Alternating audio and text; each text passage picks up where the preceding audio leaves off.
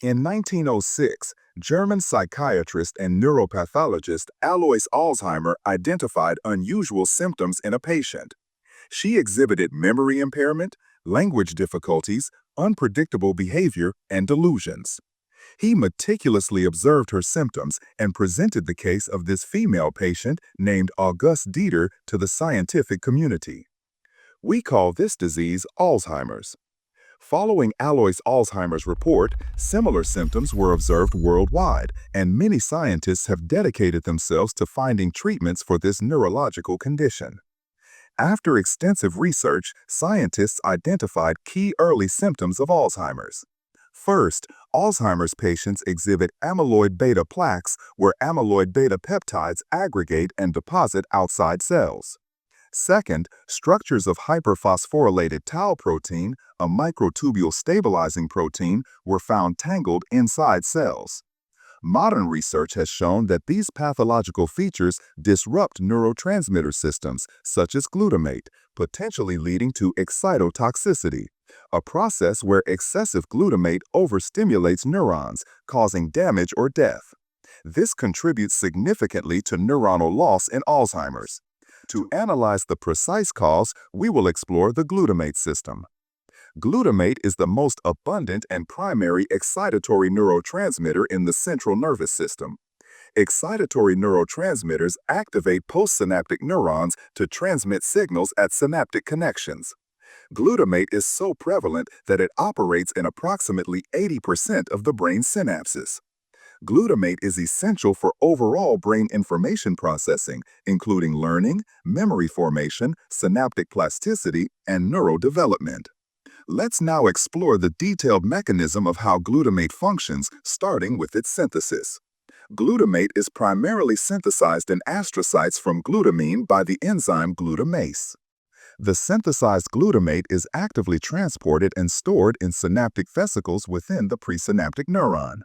When an action potential reaches the presynaptic terminal, voltage-gated calcium channels open.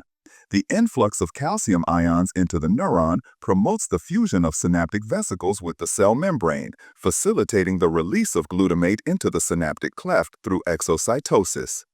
The released glutamate binds to specific receptors on the postsynaptic neuron.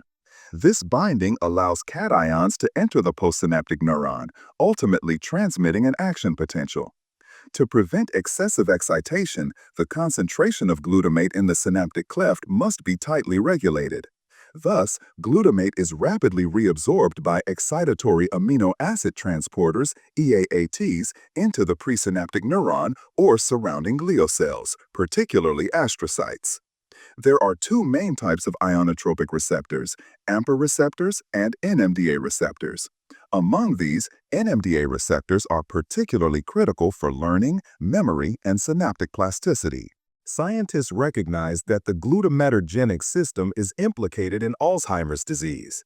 They began exploring ways to alleviate or treat Alzheimer's symptoms by targeting this system. After extensive research, a drug called memantine was developed.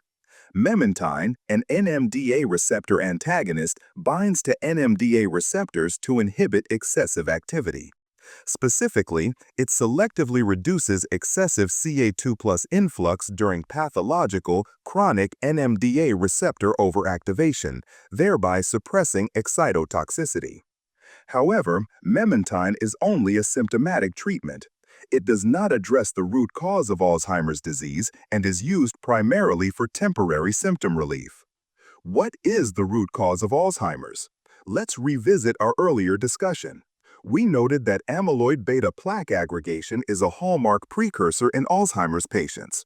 Additionally, we confirmed that excitotoxicity from excessive glutamatergic system activity can contribute to Alzheimer's symptoms. How are these two connected? While the exact cause of Alzheimer's remains elusive, scientists have discovered that amyloid beta plaques can interfere with the reuptake function of excitatory amino acid transporters, EAATs. When EAAT reuptake is inhibited by accumulated amyloid beta plaques, excessive glutamate builds up in the synaptic cleft, leading to excitotoxicity. Recently, beyond managing symptoms, scientists have developed a new class of treatments aimed at addressing the root cause of Alzheimer's by directly clearing amyloid beta proteins from the brain.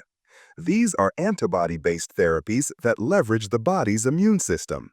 These drugs act like guided missiles, specifically targeting amyloid clumps. Once bound, they signal the brain's immune cells, microglia, to recognize it as a time-to-clean cue, prompting them to clear the amyloid clumps. However, these treatments are still in early stages, with challenges such as side effects and high costs requiring further research. Countless studies are ongoing to develop new Alzheimer's treatments. You too can join this effort. How about contributing to Alzheimer's research to bring hope to millions of patients worldwide?